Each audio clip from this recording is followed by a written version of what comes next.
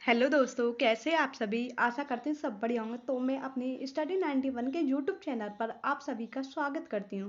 तो आज मैं पढ़ाने वाली हूँ लोकसभा। आज का टॉपिक है लोकसभा। तो सबसे पहले लोकसभा कौन से अनुच्छेद में आती है, तो ये आती है 81, मतलब आर्टिकल 81 में आती है लोकसभा।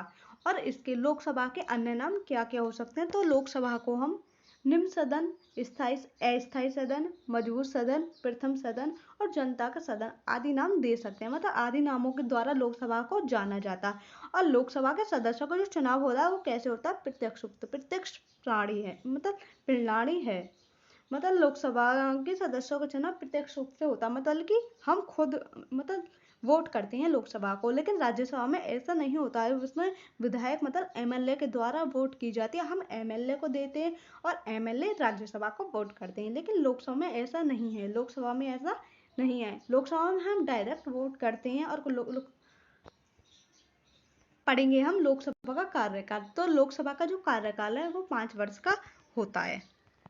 कितने वर्ष का होता है, 5 वर्ष का। अरे इसकी न्यूनतम आयु कितनी होनी चाहिए, 25 वर्ष। न्यूनतम आयु इसकी 25 वर्ष होनी चाहिए।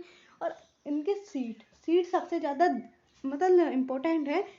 ये ज़्यादातर एग्जाम में भी पूछी जाती हैं। तो इसकी अधिकतम सीट होती है 550। मतलब अधिकतम सीट 550 हो सकती हैं, इससे ज़्यादा नहीं हो सकती। कम हो सकती है पर ज़्यादा नहीं हो सकती। और वर्तमान में है लोकसभा की सीट 543, मतलब 543 मतलब हैं फिलहाल। और अधिकतम 550 है, इससे ज़्यादा नहीं हो सकती। अब पढ़ेंगे हम लोकसभा के मतलब सबसे ज़्यादा कौन से राज्यों में लोकसभा की सीटें हैं। तो सबसे ज़्यादा हैं अपने यूपी में। लोकसभा की सीटें कितनी हैं, 80। सबसे ज़्यादा हैं लोकसभा की सीट यूपी में, वो भी 80। आरक्षण मतलब सबसे 585 सीट होती हैं। इनमें से एससी को जाती है 84 और 47 जाती हैं एसटी को 550 में से। अब हम पढ़ेंगे लोकसभा मतलब सबसे पहले लोकसभा अध्यक्ष, स्पीकर। अध्यक्ष को बोलते हैं स्पीकर, लोकसभा अध्यक्ष को बोलते हैं हम स्पीकर। तो सबसे पहले कौन थे, जीवी मावलंकर थे सबसे पहले लोकसभा के अध्यक्ष, जीवी मावलंकर। अब 18वीं लोकसभा के अध्यक्ष कौन है, ओम बिरला। मतलब जो 18वीं लोकसभा के अध्यक्ष बने गए थे वो बनाए गए थे ओम बिरला। अब इंदिरा गांधी ने 1976 में 42वें संविधान संशोधन द्वारा लोकसभा का कार्यकाल कितने वर्ष का कर दिया था, 6 वर्ष का। लेकिन होता कितने वर्ष का है, 5 वर्ष का। ध्यान रहे 1976 में 42वें संविधान संशोधन द्वारा लोकसभा का कार्यकाल 6 वर्ष का कर दिया था, लेकिन पहले था 5 वर्ष का। लेकिन एक मतलब और आई, उन्होंने कितने वर्ष का किया आगे बताएंगे। उन्होंने किया 5 वर्ष का, दोबारा कर मोरारजी देसाई ने 5 वर्ष का कर दिया था 1978 ईस्वी में।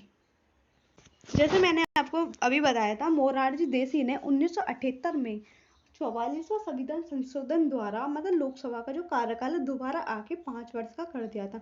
मतलब पहले तो इंदिरा गांधी ने 42वें संविधान संशोधन द्वारा 6 वर्ष का कर दिया था, उसका कुछ कारण था। लेकिन जब मोरारजी देसाई आई तो उन्होंने 5 वर्ष का कर दिया कार्यकाल। पहले भी 5 का था, लेकिन इंदिरा गांधी ने 6 वर्ष का कर दिया था। अब 42वें संविधान संशोधन को क्या कहते हैं, 42वें संविधान संशोधन को कहते हैं मिनी संविधान कहते हैं। ये सबसे बड़ा संविधान है, कहा जाता है ये सबसे बड़ा संविधान है। 42वें संविधान संशोधन को क्या बोलते हैं, मिनी संविधान। ये सबसे बड़ा संविधान है। अब 84वें संविधान संशोधन के अनुसार लोकसभा की सीटें हैं वो 26 तक नहीं बढ़ेंगे, तो सन 2026 तक नहीं बढ़ेंगे। कुछ मतलब आंकड़ों से ज्ञात हुआ है कि 84वीं संविधान संशोधन के अनुसार लोकसभा की जो सीट हैं वो सन 2026 तक नहीं बढ़ेंगी। जब सन 2026 लग सकती है, जब बढ़ सकती है, लेकिन उससे पहले नहीं बढ़ेंगी। अब बताएंगे नई संसद के बारे में।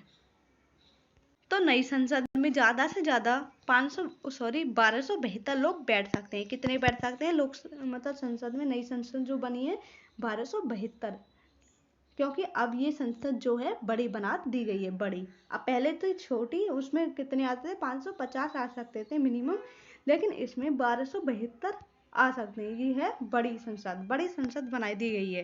अरे इसमें सन 2026 तक कोई सीट नहीं बढ़ेगी, लेकिन 550 है तो 550 ही रहेंगी।